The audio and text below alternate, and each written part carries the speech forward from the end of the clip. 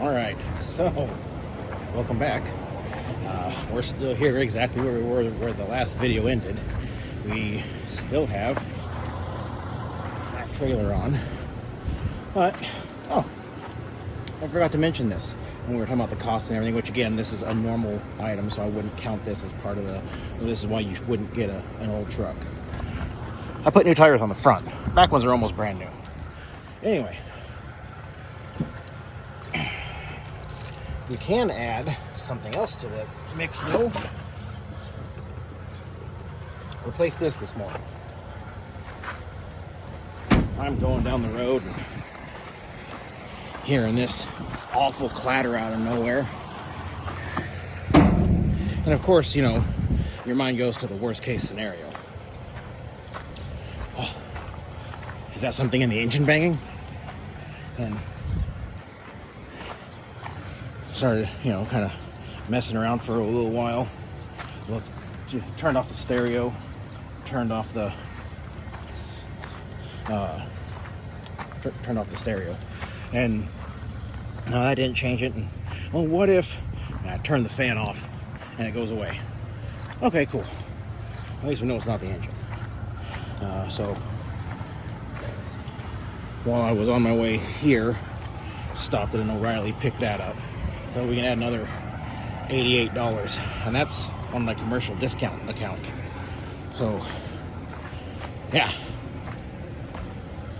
that was a little pricier than I thought it was gonna be. Anyway, like I said, there's been, you know, there's reasons to get a brand new truck with a warranty, and there's reasons to not. I know Dodge is running this thing. I know a couple people that have it, where it's a lifetime warranty. I don't know how good the warranty is. You know, it says it's entire drivetrain, not bumper to bumper, just drivetrain. But a lifetime warranty on drivetrain components, that's kind of nice. But again, you're buying a $70,000, $80,000 truck, and you're making that payment every month.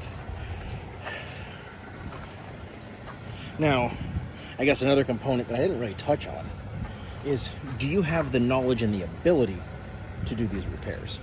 I know people that there's no way they could do something as simple as the water pump I did on this. And I know people that are far more advanced and knowledgeable on mechanic stuff than I am. You know, I'm kind of right there in the middle. I know a good bit. I know how to do a good bit, and if I don't know how to do it, I know how to figure out how to do it.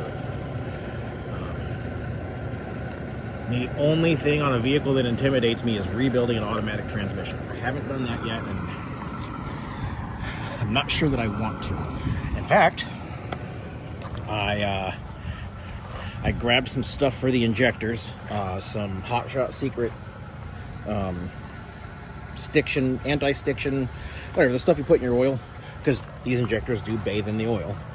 And then I got the injector cleaner stuff, and I filled the auxiliary and the main tank with it. I mean, I didn't fill the tank with it, you know what I mean. I did a little over what it is suggested for a dose. You know, I ain't gonna hurt nothing. A little more is better. And maybe I'll try the old school ATF trick. You know, a bunch of old timers talk about that a lot, so maybe I'll give that a shot. And by all means, I know that neither of these are a fix, but I won't have the money to order the injectors until I deliver this.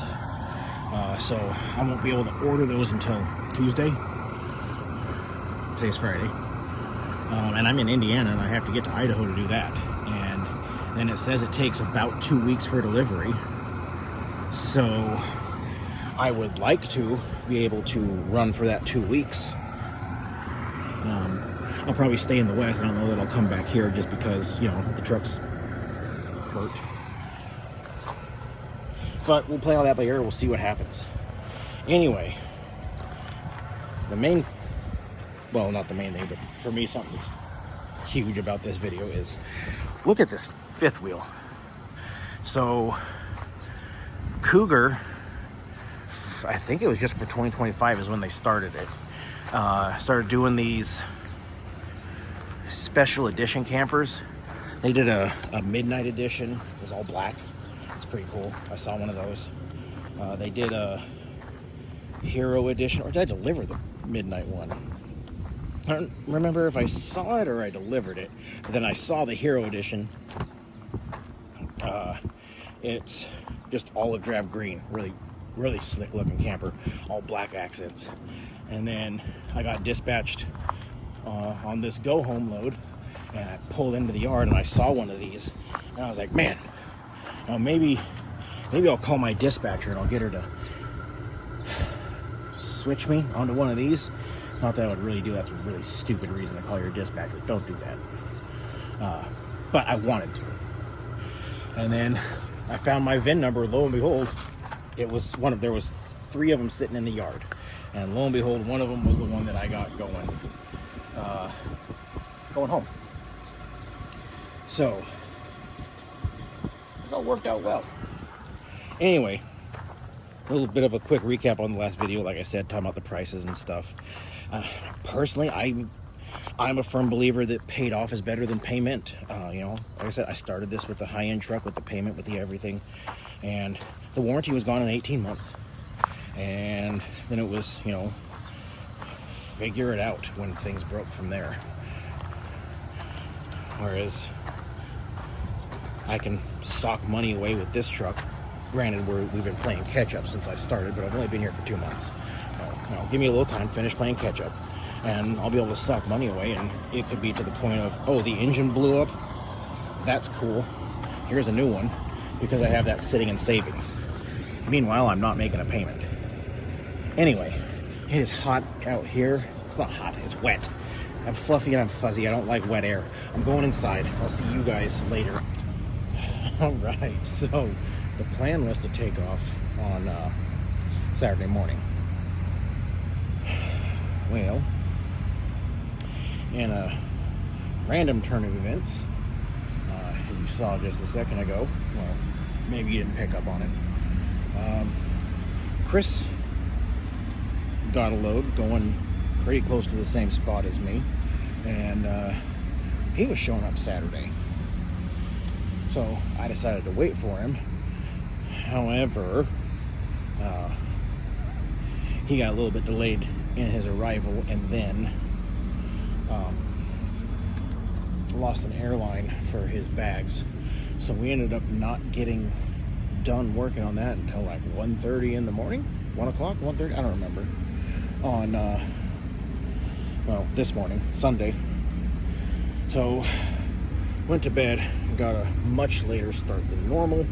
It is just turned midnight here in Grand Island, Nebraska. So we're cruising right along, and some minor delays. This thing is, well, I ordered the injectors. That hurt a bit.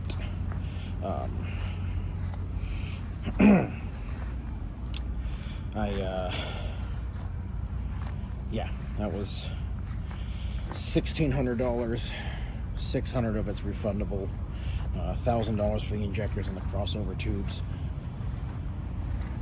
with a 2-year unlimited mile warranty. So not terrible. I mean, it could definitely be worse. So $1,000 for a set of injectors and tubes. I'll take it. Guess that goes back to that payment thing, right? Still, I mean, what? I'm $355 for the throttle position sensor, and then $100 for the water pump and belt, and even if you count the exhaust system that I had to repair, it was like $400, I think, $380 something. Then you add in the injector, so we're what, 3, 6, or a little over $2,000 for June, July. We're halfway through August. Still less than the truck payment, and I expected all of that. Like, on my way to orientation, I bought a water pump and a belt and put them in the truck because I was expecting those to go out. I have a lift pump sitting in there too because I'm waiting for it to go. I knew it needed an exhaust system before I bought it. So again, like I said, really the only thing unexpected was the throttle position sensor thing.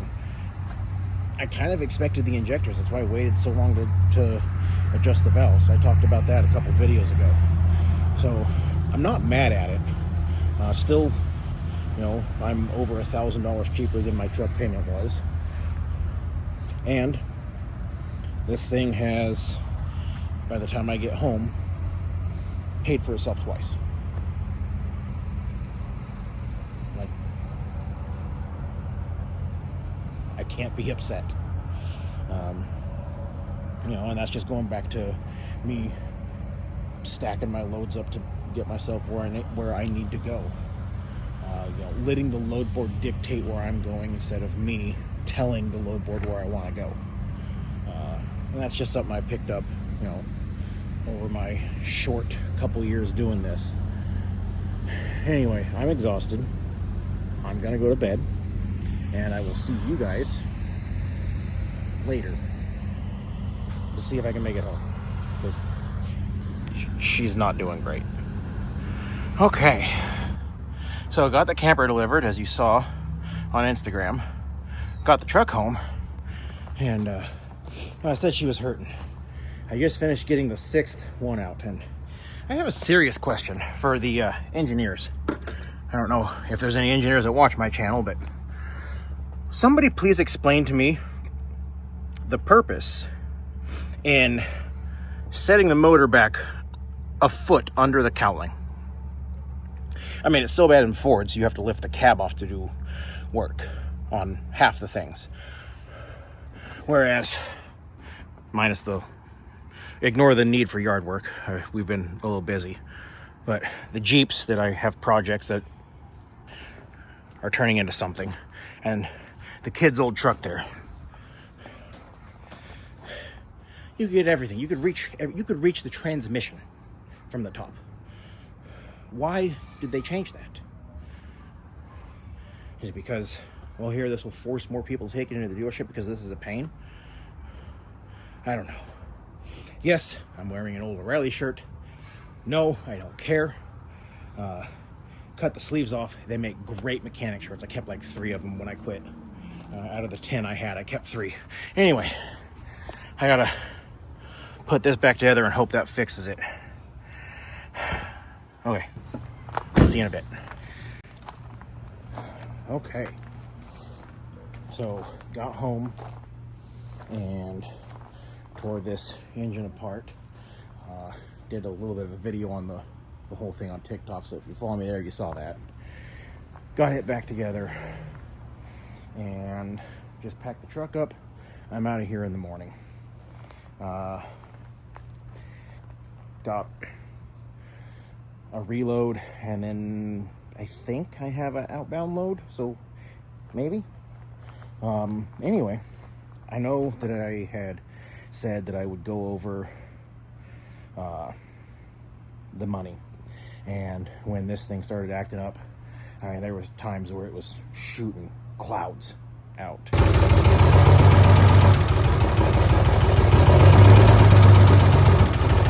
Just was really focusing on that.